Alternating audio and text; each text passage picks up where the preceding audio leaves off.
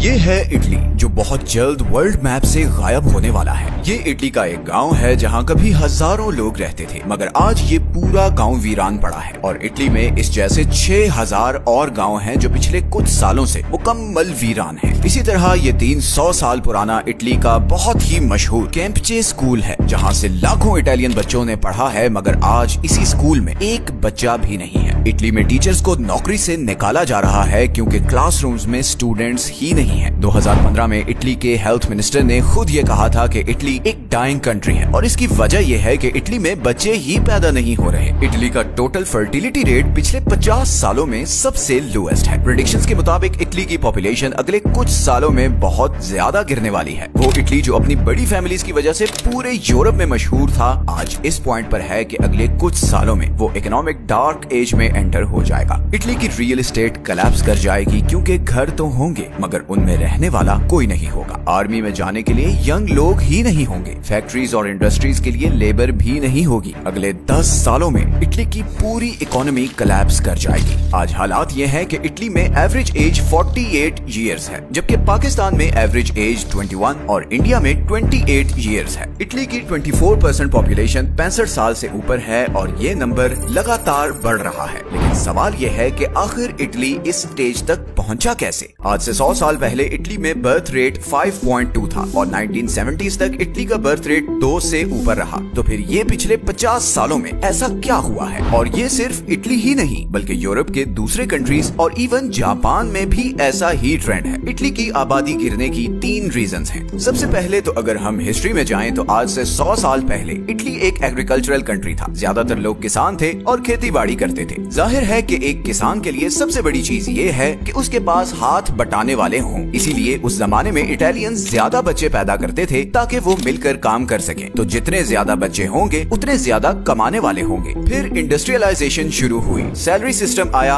अब 2 बच्चे इतना कमा रहे थे जितना पहले 5 बच्चे कमाते थे। और फिर आखिर वर्ल्ड वॉर 2 के बाद जब इटली की रिकवरी हुई तो उसने सोशल वेलफेयर सिस्टम इंट्रोड्यूस करवाया। अब बच्चे पेरेंट्स की नहीं बल्कि स्टेट की रिस्पॉन्सिबिलिटी थी। उनकी एजुकेशन, हेल्थ सब कुछ स्टेट फंड करती थी। तो लोगों के पास अब ज्यादा बच्चे पैदा करने का कोई इंसेंटिव नहीं रह गया था। इसीलिए 1950s के बाद से इटली में बर्थ रेट गिरता गया और ये ऐसा ट्रेंड है जो सिर्फ इटली ही नहीं बल्कि पूरी दुनिया में देखने को मिला है। सिवाय अफ्रीका के पूरी दुनिया में 1980s के बाद से फर्टिलिटी रेट गिरता जा रहा है। अब अगर हम स्पेसिफिकली इटली की बात करें तो गवर्नमेंट की कुछ पॉलिसीज भी ऐसी हैं कि यंग लोग बच्चा पैदा करने से कतराते हैं। अब जैसे इटली में एक कॉन्सेप्ट है ब्लैंक रेजिग्नेशन, जो हर औरत को जॉब से पहले साइन करना होता है। ब्लैंक रेजिग्नेशन का मतलब ये है कि जैसे ही कोई भी फीमेल वर्कर प्रेग्नेंट होगी वो कंपनी किसी भी नोटिस या रीजन के बगैर उसे फायर कर सकती है। अब एक ऐसा कंट्री जहां की 41% औरतें जॉब करती हों, वहां पर जब ऐसी पॉलिसी होगी तो कौन औरत बच्चा पैदा करेगी? यही वजह है कि इटालियन फैमिलीज जॉब की वजह से शादी और बच्चे डिले करती हैं। एक और दूसरी बड़ी वजह यह है कि इटली में बाकी यूरोप की तरह चाइल्ड बर्थ नेशनैलिटी नहीं है। मतलब ये कि अगर आप इमिग्रेंट हैं और नॉन इटालियन हैं और आपका बच्चा इटली में पैदा हो तो उसे फौरन इटालियन नेशनैलिटी नहीं मिलेगी। अब जैसे अमेरिका और बाकी यूरोपियन कंट्रीज में तो आपका बच्चा ऑटोमेटिकली नेशनल बन जाता है, इटली में ऐसा कोई चक्कर नहीं। और यही वजह है कि इटली में रहने वाले इमिग्रेंट्स थोड़ा अरसा वहाँ गुजारने के बाद नॉर्दर्न यूरोप की तरफ मूव कर जाते हैं। अब ऐसा कंट्री जहाँ पर पहले ही यंग जनरेशन की कमी है, वहाँ ऐसे लॉज सिचुएशन को मजीद खराब कर रहे हैं। गो के अब इटालियन गवर्नमेंट इन लॉज को रिवाइज करने का सोच रही है, क्योंकि जो सिचुएशन चल रही है, अगर इमिग्रेंट्स भी जाते रहे तो इटली में काम करने वाला कोई रहेगा ही नहीं। वहाँ पर सिर्फ रिटायर्ड लोग होंगे जिनका पेंशन जनरेट करने के लिए कोई यंग लोग नहीं होंगे। और इसी तरह इटली का हेल्थ सेक्टर भी ओवरबर्डन्ड हो जाएगा, क्योंकि इतने बूढ़े लोगों की देखभाल के लिए डॉक्टर्स और नर्सेज भी नहीं होंगी। इटली में पॉपुलेशन क्राइसिस की तीसरी बहुत बड़ी वजह इटली का जॉब कल्चर है। OECD की रिसर्च के मुताबिक 18 से 34 साल के 70% इटालियंस फाइनेंशियली अपने पेरेंट्स पर डिपेंडेंट हैं। UN की एक रिपोर्ट के मुताबिक इटली में 43% जॉब्स नॉन परमानेंट हैं और इसकी वजह ये है कि पिछले 10 सालों में इटली में 3 रिसेशंस आ चुकी हैं और आज इटली का डेट टू GDP रेशियो 145% तक बढ़ चुका है, जिसका मतलब ये है कि हर 1 रुपए की कमाई के बाद इटली को अपने एक्सपेंसेस कवर करने के लिए 145 रुपए का लोन लेना पड़ता है। आज इटली का हाल ये है कि जिस कंट्री ने पिज्जा शुरू किया उसी कंट्री में डोमिनोज ने अपने सारे स्टोर्स कस्टमर्स ना होने की वजह से बंद कर दिए हैं। ऐसे हालात में यंग लोगों को फाइनेंशियली इंडिपेंडेंट होते होते बहुत टाइम लग जाता है और इसीलिए वो शादी भी लेट कर रहे हैं। 2002 में इटली में शादी करने वाले मर्दों की एवरेज एज 31 साल थी, जो कि अब 2024 में 37 साल तक पहुंच चुकी है। अब अगर ये सिचुएशन ऐसी ही रही तो इटली एक डार्क एज में एंटर हो जाएगा। ऐसे में इटली की गवर्नमेंट को स्वीडन वाला मॉडल फॉलो करना होगा। स्वीडन भी आज से कुछ साल पहले इटली वाली पोजीशन में ही था। फिर स्वीडिश गवर्नमेंट ने चाइल्ड केयर पॉलिसी अनाउंस की, जिसके अकॉर्डिंग जिस कपल के जितने बच्चे होंगे उन्हें उतनी ही सब्सिडी मिलेगी। इसी तरह स्वीडन पेरेंटल लीव इंट्रोड्यूस करवाने वाला पहला कंट्री था। 1974 में स्वीडन ने ये लॉ पास किया कि बच्चा पैदा होने के बाद माँ और बाप दोनों 16 महीने की पेड लीव मस्ट लेंगे। ये 1.5 साल की लीव बनती है और यही वजह है कि स्वीडन ने अपना गिरता हुआ बर्थ रेट सक्सेसफुली कंट्रोल किया। इसी तरह इटली को अपनी इमिग्रेशन पॉलिसीज में भी रिलैक्सेशन करनी होगी। फीमेल एम्प्लॉइज को ब्लैंक रेजिग्नेशन जैसी चीजों से बचाना होगा। अगर अगले 5 सालों में इटली अपना बर्थ रेट 2.1 तक ना ला सका तो इसके नताइज बहुत ही भयानक होंगे। ग्लोबल लेवल पर भी इलॉन मस्क बार बार ये कह रहा है कि ह्यूमैनिटी के लिए सबसे बड़ा खतरा पॉपुलेशन कोलैप्स है और ये बात बड़ी अजीब लगती है बिकॉज साइंटिस्ट तो हमें यही बताते आए हैं कि पॉपुलेशन एक्सप्लोजन होने जा रहा है और अगले 100 सालों में आबादी 16 बिलियन तक पहुंच जाएगी, लेकिन रियलिटी टोटली ऑपोजिट है। 1980s के बाद से पूरी दुनिया में इवन पाकिस्तान और इंडिया में भी